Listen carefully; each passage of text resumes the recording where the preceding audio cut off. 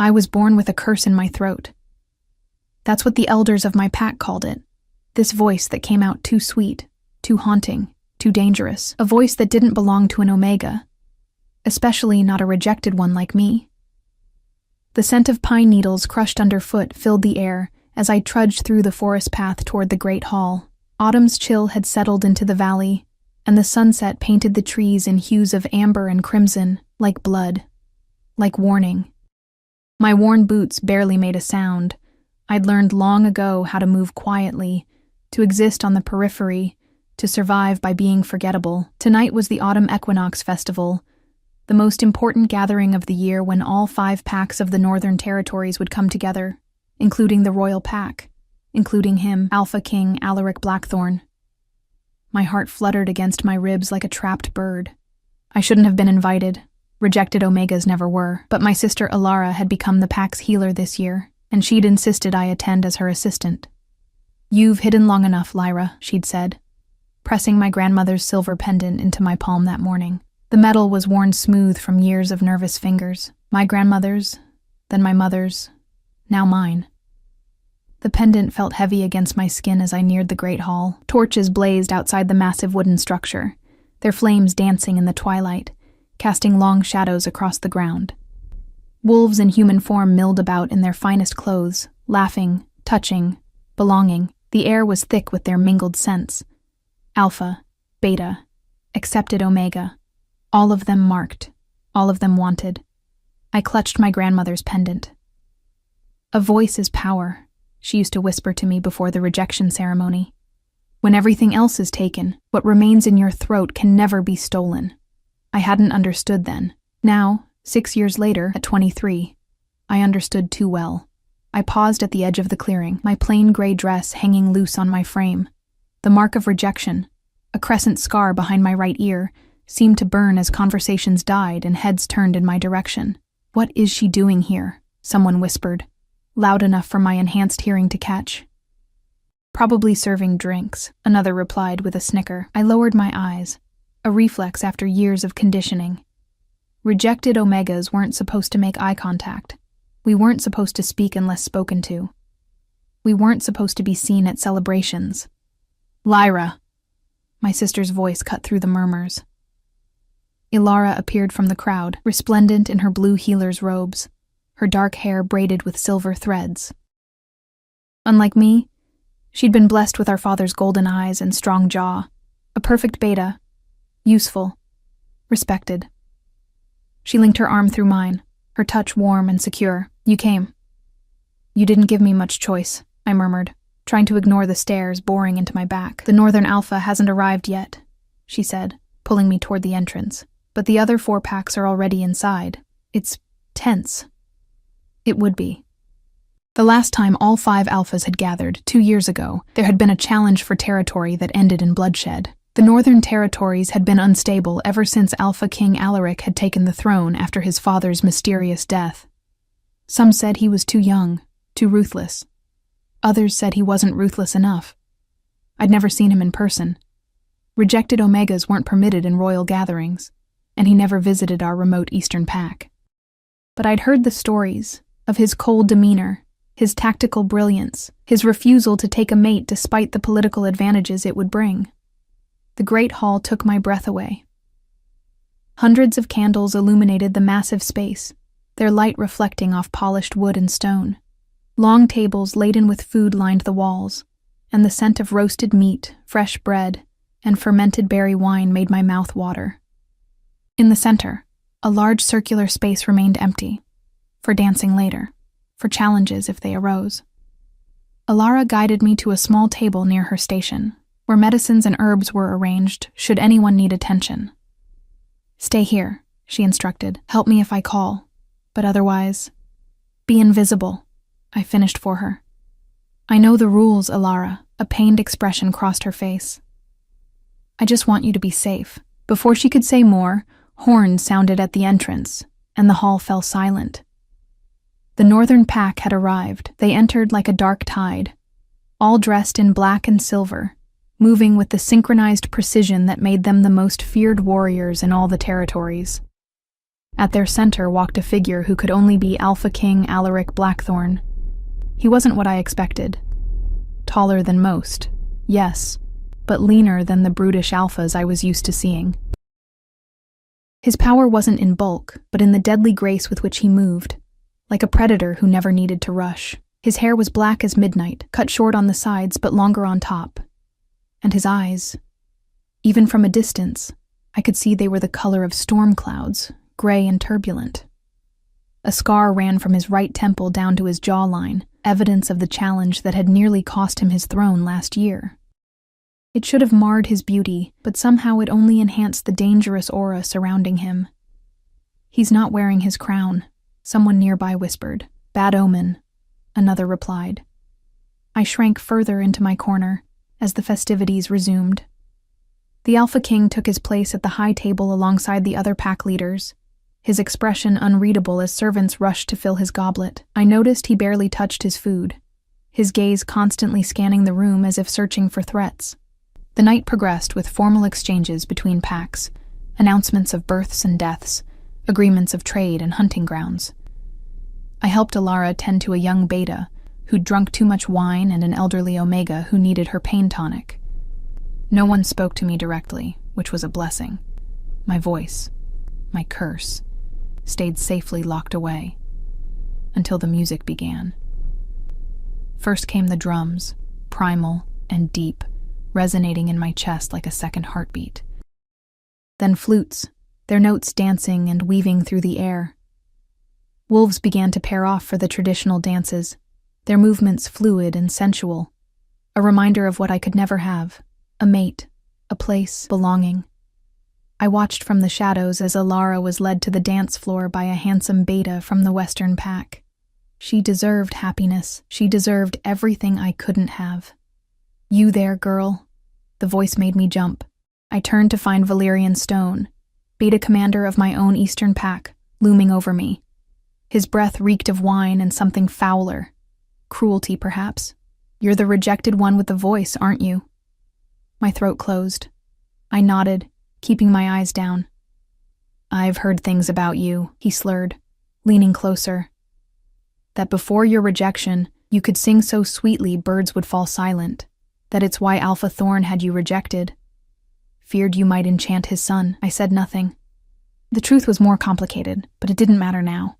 "Sing for us," he said, his tone shifting from curious to commanding. I don't sing anymore," I whispered. His hand shot out, gripping my arm hard enough to bruise. "That wasn't a request. Rejected one." He raised his voice. "Hey, everyone! The Eastern Pack has brought their cursed Omega. Shouldn't she entertain us?" Conversations halted. Music faded. All eyes turned toward us, and I wanted nothing more than to dissolve into the floor beneath me. "Sing for us, rejected Omega," someone called, and laughter rippled through the crowd. "Yes, sing." Others joined in, the cruel game spreading like wildfire.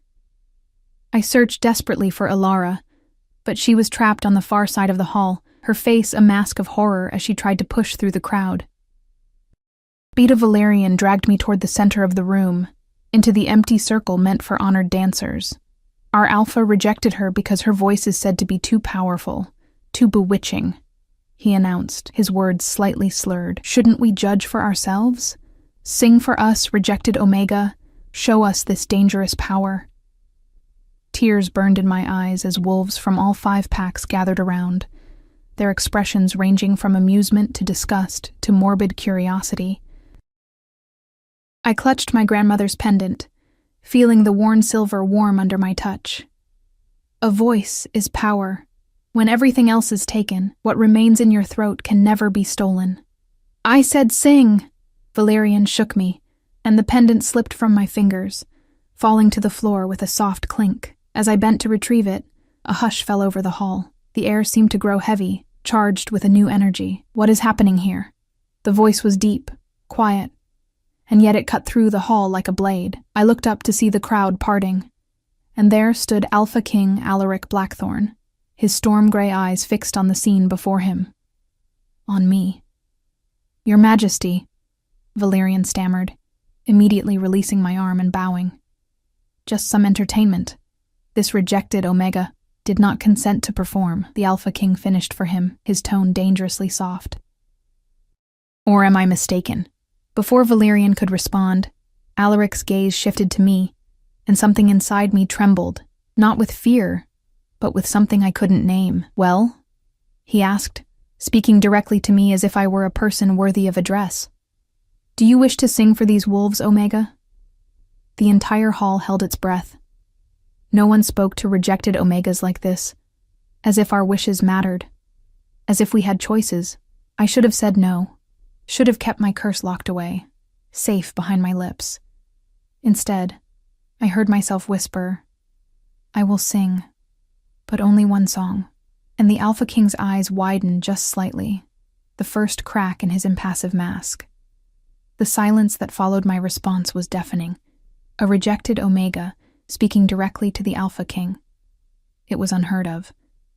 I could feel the shock rippling through the crowd, see the horror on some faces, the anticipation on others. In that moment, I realized there was no turning back. I had crossed a line simply by answering him. Alpha King Alaric didn't move, his storm-gray eyes studying me with an intensity that made my skin prickle. There was no anger in his gaze, only a sharp curiosity that felt more dangerous somehow. One song, he repeated, his deep voice sending an involuntary shiver down my spine. He stepped back, creating more space in the circle, then made a small gesture with his hand. Proceed. I bent down slowly to retrieve my grandmother's pendant, feeling the weight of hundreds of stares. My fingers trembled as I clutched the worn silver, drawing strength from its familiar contours. The hall remained utterly silent, waiting. What song could possibly matter in this moment?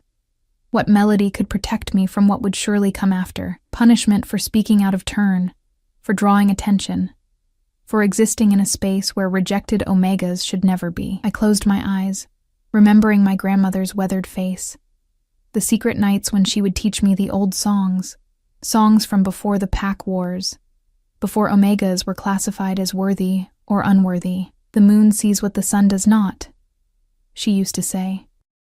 And sometimes, Lyra, the darkness is where true power awakens. My grandmother had been rejected too, though no one ever spoke of why. She had lived alone at the edge of the territory, tolerated only because of her knowledge of healing plants. It was there, in her tiny cabin smelling of dried herbs and pine smoke, that I had first discovered what my voice could do. I took a deep breath, letting the scents of the hall fill my lungs. Wood smoke, wine, fear, curiosity. And then, I sang. The first note was soft, a mere whisper of sound that nonetheless carried to every corner of the vast hall. It was an ancient lullaby, one sung by mothers to children during the long winter nights when hunger and cold threatened to consume the weaker pack members. Sleep, little wolf, beneath the silver moon. The stars keep watch till morning comes too soon. Though shadows gather and the night grows deep, the pack surrounds you in your sleep. My voice grew stronger with each word, and I felt something unfurling inside me. Something I had kept tightly bound for 6 long years, a power, warm and electric, flowing from my core into my throat, into the air around me. The forest holds its secrets in the dark.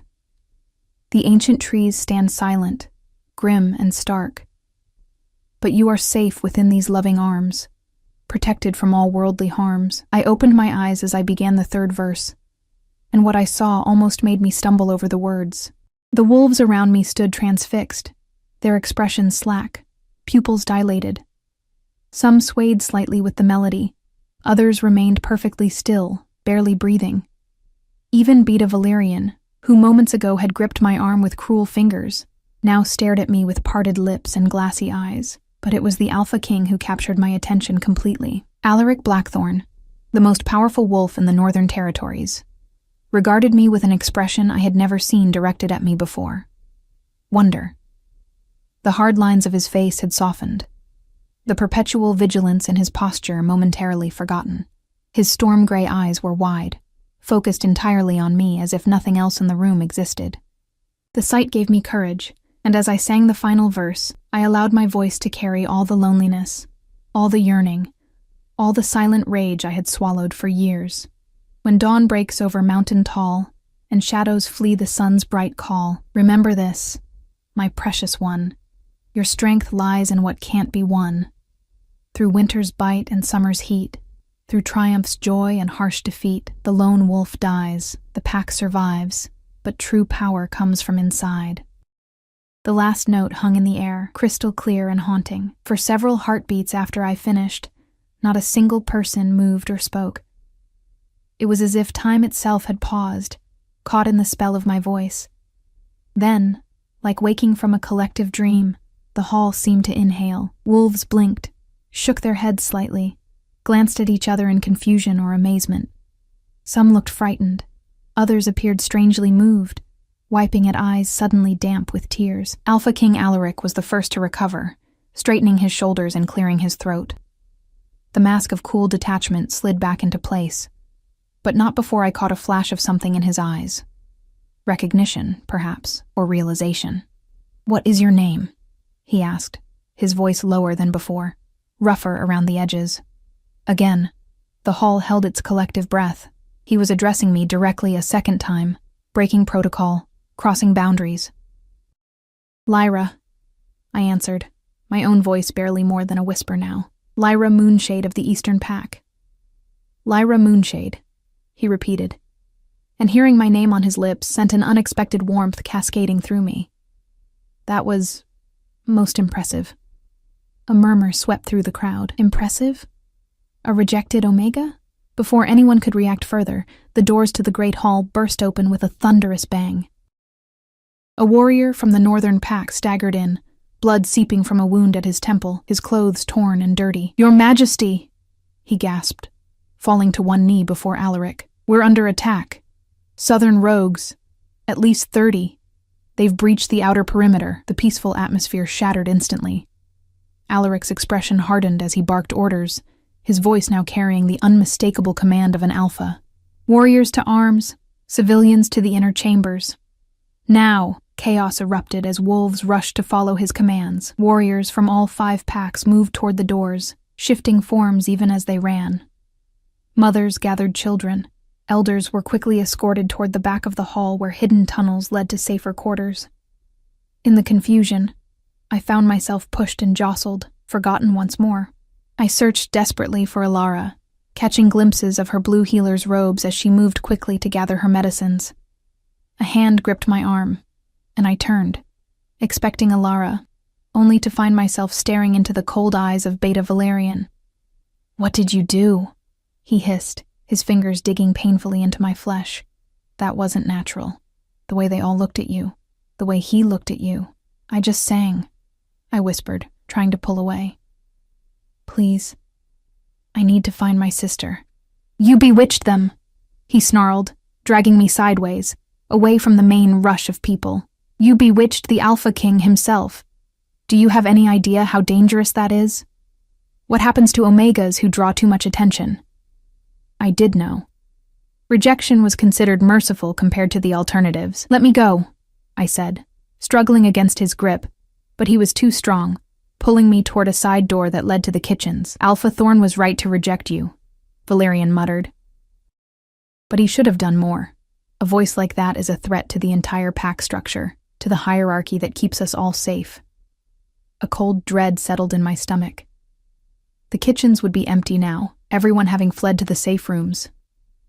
No one would hear me scream. As if reading my thoughts, Valerian smiled, a cruel twist of lips. "Don't worry, little Omega. I'm not going to kill you. But by the time I'm done, you won't be using that voice to enchant anyone ever again." Terror gave me strength. I twisted violently in his grip and managed to break free, but as I turned to run, I collided with a solid wall of muscle and warmth. Strong hands steadied me, and I looked up into the face of Alpha King Alaric Blackthorn. "Is there a problem here?" he asked, his voice deceptively calm, though I could feel tension radiating from him like heat from a fire. Valerian immediately dropped into a submissive posture, head bowed. "No problem, Your Majesty. Just ensuring the rejected Omega returns to her proper place." "Her proper place," Alaric repeated slowly, his eyes never leaving Valerian's face. "And where might that be? Beta Valerian. Since when does the Eastern Pact's second-in-command concern himself with the whereabouts of a single Omega during an attack? Something dangerous flashed in Alaric's eyes, a glimpse of the wolf beneath the man, predatory and fierce. Valerian swallowed hard. I was following Alpha Thorn's standing orders regarding this particular Omega. She's unstable, dangerous even. Is she? Alaric's voice had dropped to nearly a whisper, but the threat in it was unmistakable. His hand remained on my arm, not restraining like Valerian's had been, but steady, almost protective. Strange. She seems perfectly stable to me, and the only danger I've witnessed tonight came from your manhandling of a pack member under my protection. Under his protection? I stared up at him, confused. Rejected Omegas belong to no one, were protected by no one. Your Majesty, Valerian began, a hint of desperation creeping into his voice. You don't understand. This Omega was rejected for good reason. Her voice, Alaric cut him off, is remarkable, and right now, I require it. Return to your Alpha, Beta Valerian. Tell him the Northern Pack has taken temporary custody of Lyra Moonshade for her own safety during this attack. Valerian's face drained of color. But that was not a suggestion. Alaric's words were soft, but landed like physical blows. The power of an Alpha King, the most dominant wolf in all 5 territories, rolled off him in waves, forcing Valerian to take a step back. Yes, Your Majesty, Valerian managed through gritted teeth, before turning and disappearing into the crowd. Alaric's attention shifted to me, and I found myself unable to look away from his intense gaze. Up close, his eyes weren't simply gray. They contained flecks of silver and midnight blue, like a sky caught between storm and stars. Are you harmed? He asked, his voice gentler than I would have expected from an Alpha, especially one with his reputation. I shook my head, still too stunned to speak. A thunderous crash echoed from somewhere outside the hall, followed by snarls and the unmistakable sounds of combat. We don't have much time, he said, glancing toward the main doors where his warriors were engaged in battle. Come with me. It wasn't a request.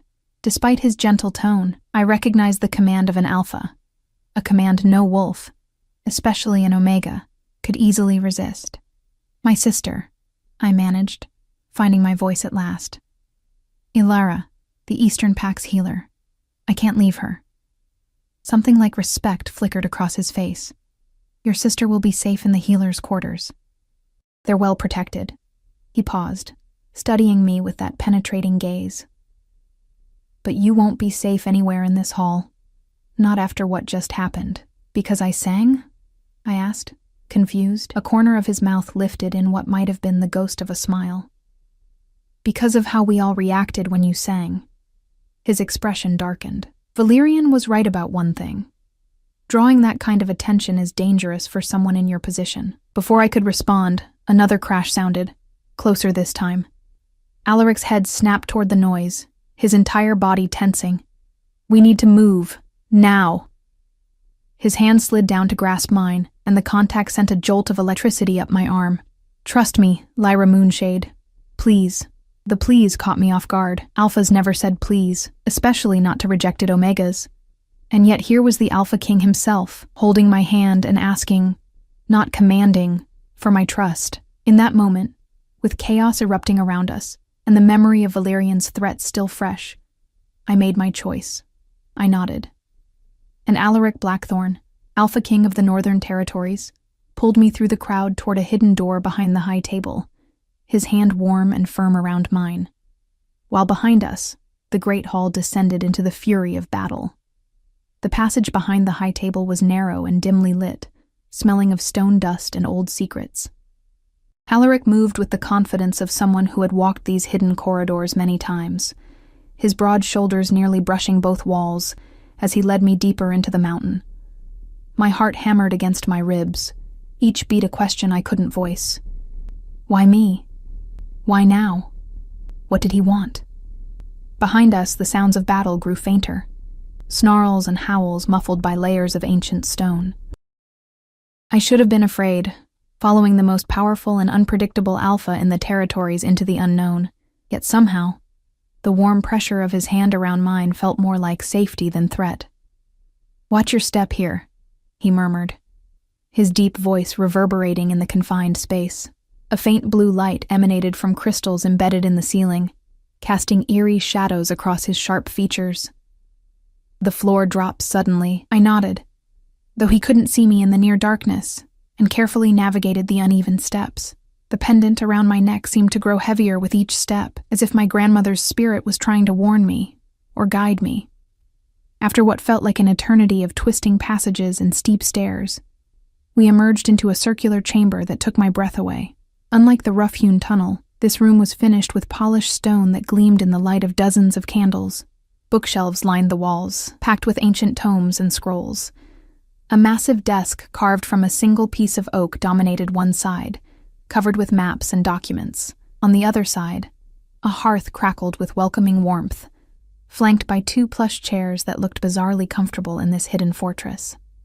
"The King's Sanctuary," Alaric said, finally releasing my hand as the heavy door swung shut behind us. "No one enters without my permission. You'll be safe here." Safe. The word felt foreign on my tongue, a concept I'd forgotten long ago. Rejected Omegas were never truly safe. Why? The question escaped before I could stop it. I immediately dropped my gaze to the floor, an instinctive submission after years of conditioning.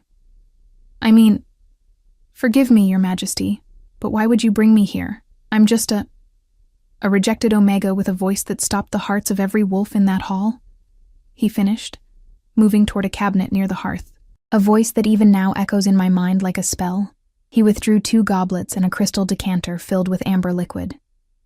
"You are many things, Lyra Moonshade, but just is not one of them." Heat crept up my neck at his words.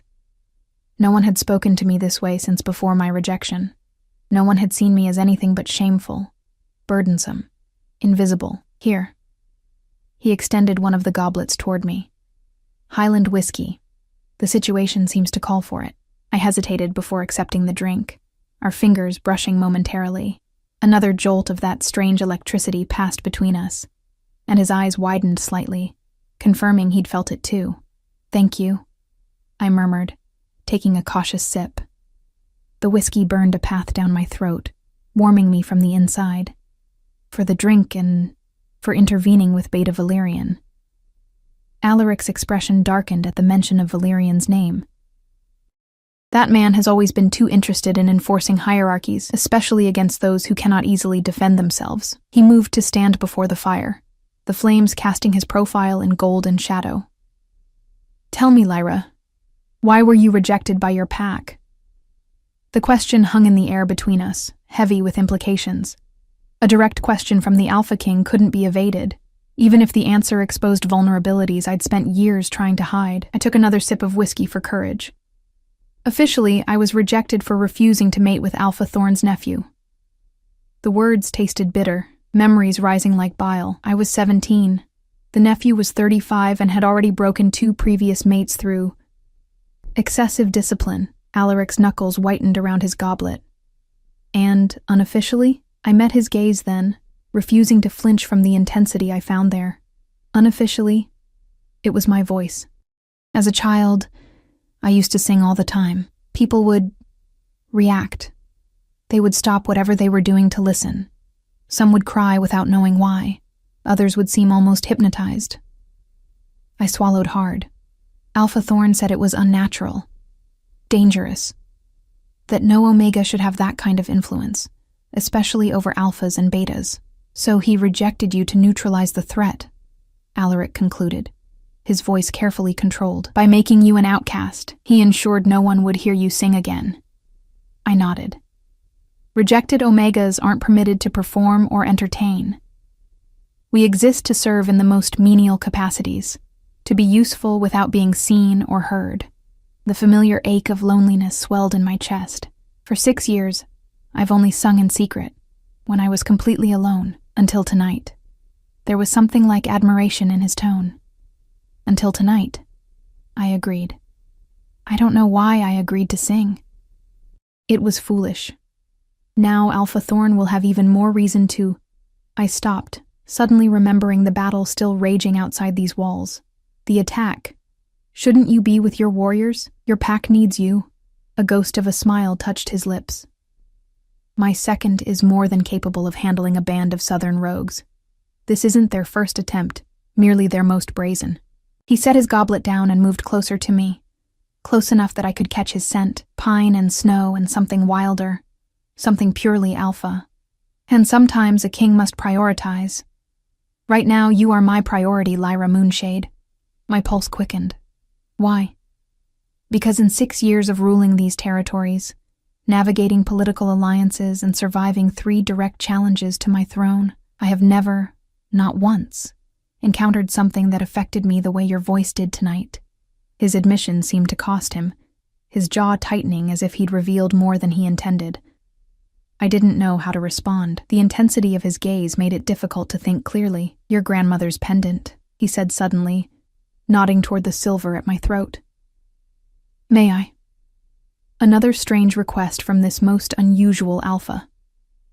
I nodded, and he stepped closer, gently lifting the pendant from where it rested against my collarbone. His fingers were warm against my skin, and I forced myself to breathe normally despite his proximity. The crescent moon and 3 stars, he murmured, studying the worn silver. This is an ancient symbol. Do you know what it represents? I shook my head. My grandmother only said it had been passed down through her family for generations, that it would protect me when I needed it most. Alaric's eyes met mine, serious and searching. It's the emblem of the Moon Singers, a line of Omegas said to possess voices that could heal minds, command wills, even predict the future. They served as advisors to the first Wolf Kings, before the territories were divided, before Omegas were... He paused, something like regret crossing his features. Before Omegas were classified and controlled. My mouth went dry. That's just a legend, a bedtime story. Is it? He released the pendant but didn't step back. Legends often contain more truth than history, Lyra. History is written by those in power, while legends are whispered by those who remember. A distant howl penetrated even these thick walls, the call of an alpha in battle. Alaric's head turned sharply toward the sound, his body tensing. That's Raoul, the Western Alpha, he said, frowning. The rogues shouldn't have gotten that far into our defenses. Maybe it's not just rogues, I suggested quietly. Maybe it's a distraction. His eyes snapped back to mine, sharp with sudden interest. What makes you say that? I hesitated, unsure why I'd spoken the thought aloud. It just feels wrong. Southern rogues have never attacked during a major festival before. They know all 5 packs are gathered, with their strongest warriors. Why would they choose tonight, unless someone inside wanted chaos? Alaric finished, his expression darkening. Someone who knew the Alpha King would be distracted. A chill ran down my spine. By what? The look he gave me answered my question before his words did. By you, Lyra. By a moon singer appearing after generations of silence, just when the territories are at their most unstable. The implications made my head spin. That's impossible. I'm nobody. A rejected Omega. I've lived my entire life in the Eastern Territory, barely tolerated, completely powerless. Have you? He challenged. Or have you been hidden, protected, even in rejection? He began to pace, his movements controlled but energetic.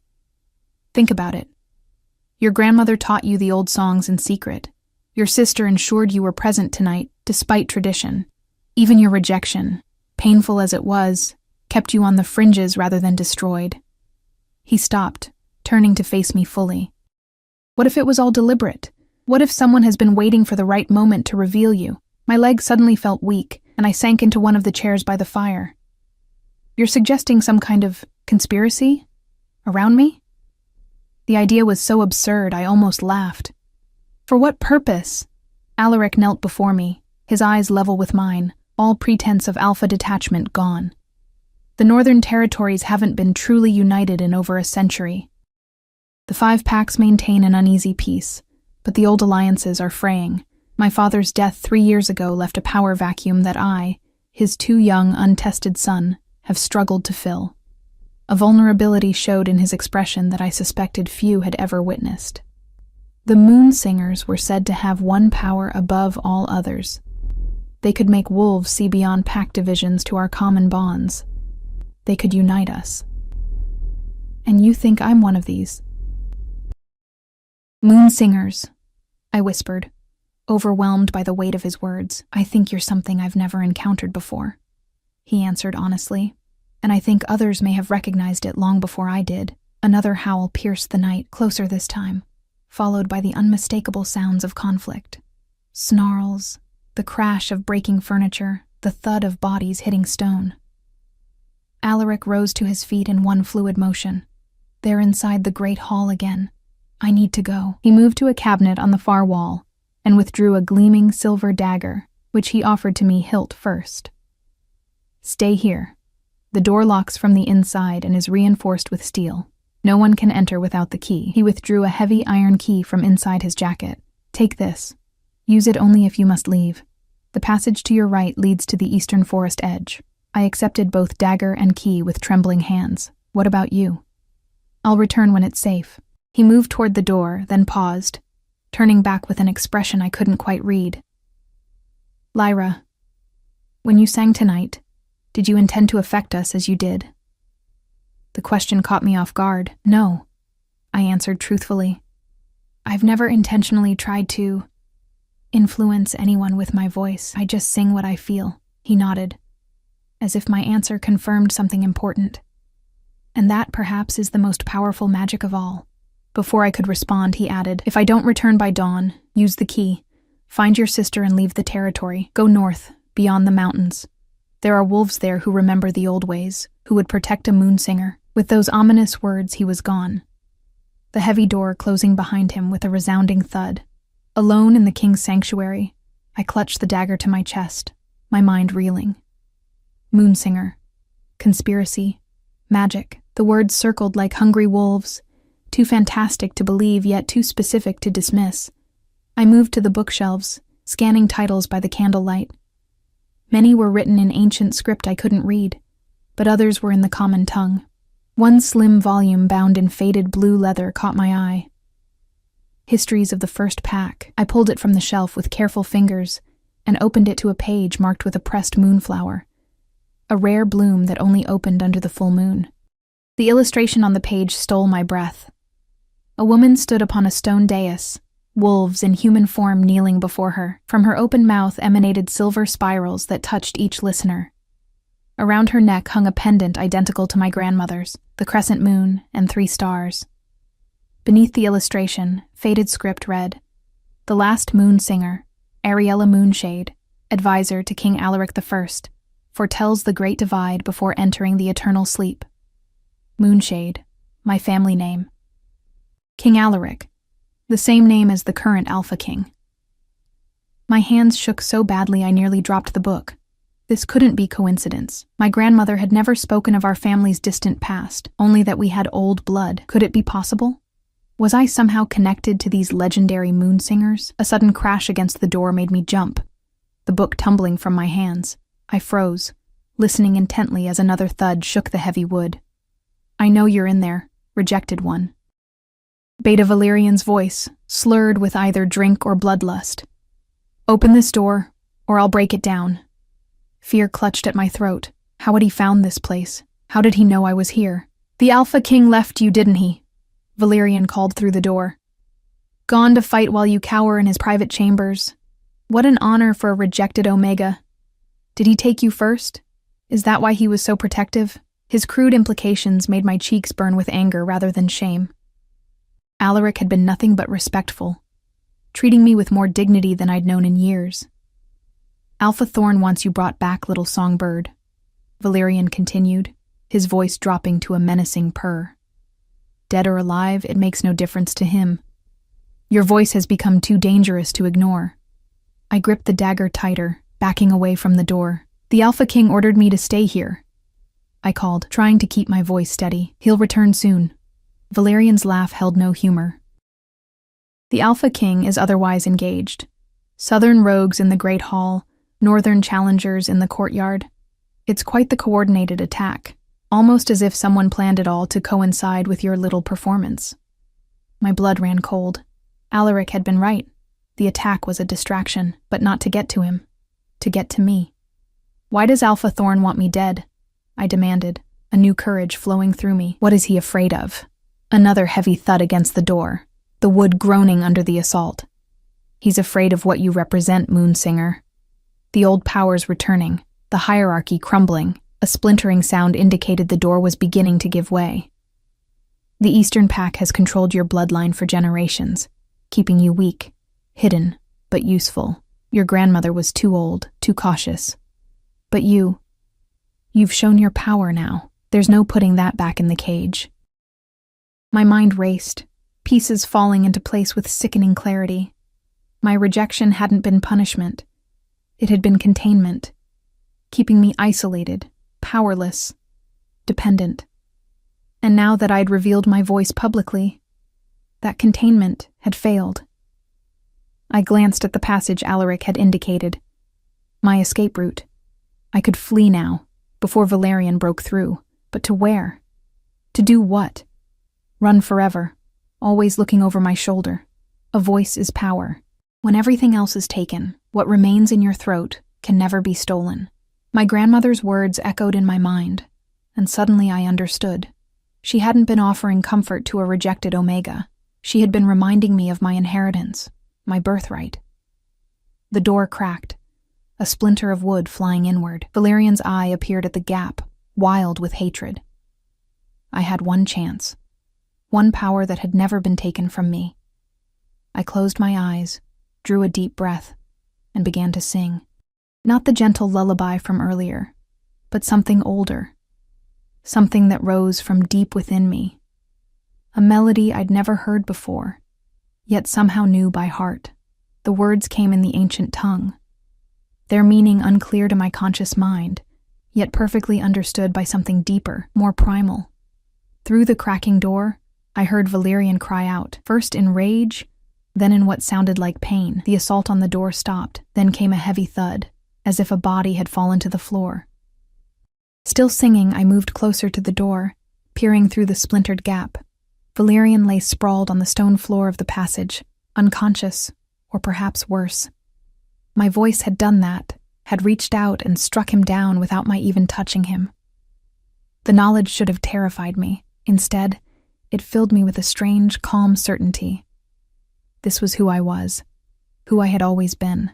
A Moonsinger awakened. I stood frozen for several heartbeats, staring at Valerian's motionless form through the splintered door. My song had faded, but its echo seemed to linger in the air around me, charged with power I'd never consciously wielded before. The pendant at my throat felt warm against my skin, almost alive with energy. What had I done? Was he dead? The thought sent a wave of nausea through me.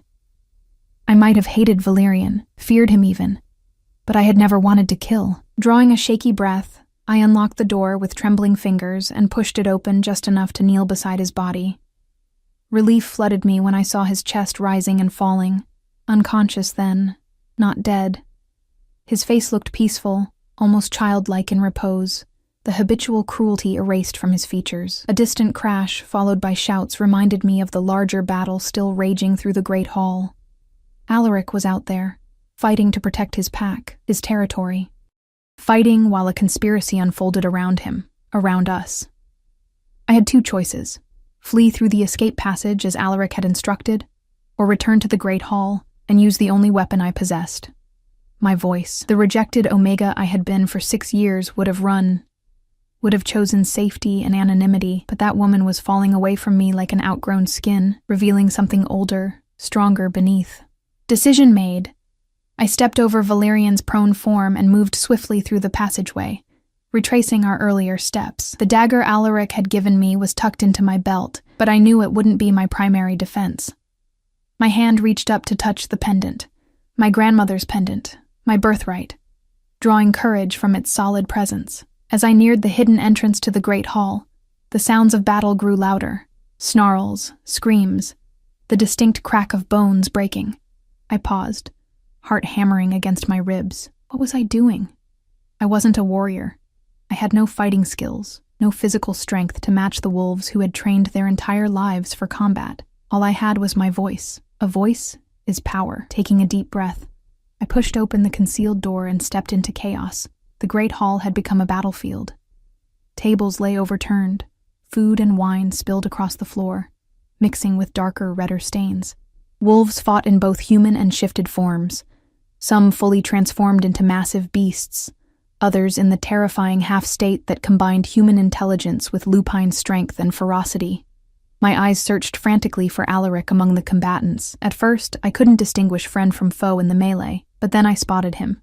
A black wolf larger than any I'd ever seen, fighting back-to-back with a gray wolf I recognized as the Western Alpha. They were surrounded by at least 8 attackers, some wearing the colors of the Southern Rogues, others unmarked. Without conscious thought, I began to move toward them, dodging between skirmishes, pressing myself against walls to avoid notice. A small voice in the back of my mind screamed that this was madness, that I was walking into certain death, but a stronger certainty propelled me forward. I had almost reached the center of the hall when a rough hand seized my arm, spinning me around. I found myself face to face with Alpha Thorn of the Eastern Pack. My pack, the man who had rejected me, who apparently had been monitoring my family for generations. "You!" he snarled, his eyes flashing amber with barely contained wolf. "I should have had you killed years ago, but your grandmother begged for mercy. Said you'd never manifest the power if kept isolated." His lips curled in a cruel smile. She was wrong. I tried to pull away, but his grip was like iron. "Why?" I demanded, finding courage in anger. "Why control my family? What are you so afraid of?" "Balance." He spat the word like a curse. The moon singers threatened the natural order. Omegas advising kings, influencing alphas with their voices, undermining the hierarchy that keeps us strong. His free hand moved to my throat, fingers pressing against my windpipe. "The Eastern Pack has kept your bloodline contained for centuries, breeding it weaker with each generation. You should have been the weakest yet, but somehow..." His grip tightened, cutting off my words, my breath, my power. Black spots danced at the edges of my vision as I clawed desperately at his hand. "Your voice dies with you," he growled. "The old ways remain buried. The packs remain divided and controllable." My lungs burned for air. The pendant seemed to pulse against my skin, urging me to fight, to survive, to become what I was meant to be. With the last of my strength, I drove my knee upward, catching Alpha Thorn in the groin. His grip loosened just enough for me to wrench free, stumbling backward, dragging precious air into my starved lungs. "You dare?" he snarled, advancing on me, his body beginning to shift, bones cracking as his form elongated. I straightened, one hand pressed to my bruised throat, the other clutching my grandmother's pendant. No more running, no more hiding. "I dare," I rasped, and then I began to sing. This song was different from any I'd sung before. Not a lullaby, not the ancient power that had felled Valerian, but something new, something born of this moment, this danger, this awakening. It rose from deep within me, raw and primal, a calling to every wolf present. Hear me. Children of moon and forest, blood of the first pack, divided too long. Remember the bonds that transcend territory. Remember the strength that comes from belonging. Alpha Thorn lunged toward me, but his movement slowed mid-leap, as if he were pushing through thick honey. Around us, the fighting began to falter as wolves turned toward the sound of my voice, their expressions shifting from rage to confusion. 5 fingers of one hand, 5 streams of one river, 5 paths that lead back to a single source. The enemy is not each other but division itself. Turn your teeth from your brothers. Unite against the true threat. My voice grew stronger with each word, filling the vast hall, reaching into every corner, every shadow. Wolves on both sides lowered their weapons, their claws, their fangs. Some sank to their knees. Others stood transfixed. Alpha Thorn remained frozen before me, his face contorted in a rictus of hatred and fear. Through the crowd, a path cleared, and Alaric appeared, shifted back to human form, bleeding from a gash across his chest, but standing tall and regal. His storm gray eyes locked with mine, filled with wonder and something deeper, something that made my heart stutter in its rhythm. "Lyra," he said, my name a caress on his lips. I didn't break my song, but I extended my hand toward him, and he moved forward as if drawn by an invisible thread, taking it in his own. The moment our skin touched, a surge of energy passed between us, amplifying my voice, transforming it into something more powerful than either of us alone. Together, we turned to face Alpha Thorn, who had collapsed to his knees, his shift receding, leaving him looking smaller, older, defeated. "It's over, Thorn," Alaric said, his voice carrying the unmistakable authority of the Alpha King. "The conspiracy ends tonight. The Eastern Pack will be placed under new leadership, and the Moonsinger's bloodline will be restored to its rightful place in our society." "You fool," Thorn gasped, glaring up at Alaric. "She'll destroy everything. The hierarchy, the traditions, your own power. Perhaps some traditions need to end." Alaric replied calmly. "Perhaps some power should be shared rather than hoarded." His hand tightened around mine. "The territories have been divided too long. 5 packs fighting over scraps, while greater threats gather beyond our borders." Around us, the hall had grown completely silent. Every wolf, whether warrior, civilian, eastern, western, northern, southern, or forest, watching and listening with rapt attention. "The Moonsingers didn't threaten the Alpha Kings of old," Alaric continued, addressing not just Thorn but all present. "They complemented them. Together, voice and fang, wisdom and strength, they created the greatest era of peace and prosperity our kind has ever known." He turned to look at me, his expression open, vulnerable. History repeats itself, if we're wise enough to let it. My song had faded to a gentle hum, but its effect remained. Across the hall, wolves from different packs were helping each other up, tending to wounds, sharing water. The invisible barriers that had kept us separate for so long seemed to have thinned, if not disappeared entirely. Alpha Thorn was seized by warriors from the northern pack, his hands bound behind his back. "This isn't over," he snarled as they dragged him away. "The other alphas won't accept this. An Omega with power, they'll never allow it." "They already have," came a voice from behind us. I turned to see the Western Alpha approaching, his silver hair matted with blood, but his eyes clear and determined. I, Raoul of the Western Pack, recognized the Moonsinger and pledged my pack's alliance to the Northern Throne. One by one, the remaining alphas stepped forward, the stern female alpha of the Southern Pack, still in half shift with claws extended, the ancient wise-eyed alpha of the Forest Pack, leaning on a gnarled staff. Each acknowledged me, pledged to Alaric, united in a way that hadn't been seen in generations. Throughout it all, Alaric never released my hand, his touch a constant anchor in the storm of changes swirling around me. As the wounded were tended to and the dead honored, as prisoners were secured and alliances formalized, he led me away from the center of attention, finding a quiet alcove where we could speak privately. "You came back," he said, his voice low and intense. "I told you to flee if there was danger. Yet you returned to the battle. Why?" I met his gaze steadily, no longer afraid to look an alpha in the eyes. "Because running would never have ended. Because I finally understood what my grandmother had been preparing me for all along. Because—" I hesitated, then added softly, "because I couldn't leave you to face this alone." Something flashed in his eyes. Surprise, vulnerability, hope. "When you sang," he said, "it was like hearing a voice I'd been waiting for my entire life without knowing it, like finding the missing piece to a puzzle I'd been trying to solve since taking the throne." His hand moved to cup my cheek, his touch gentle despite the strength I knew he possessed. "The legends say the first Alpha King and the first Moonsinger were bound not just by duty but by something deeper, something unbreakable." My heart thundered in my chest. "And do you believe in legends, Alpha King?"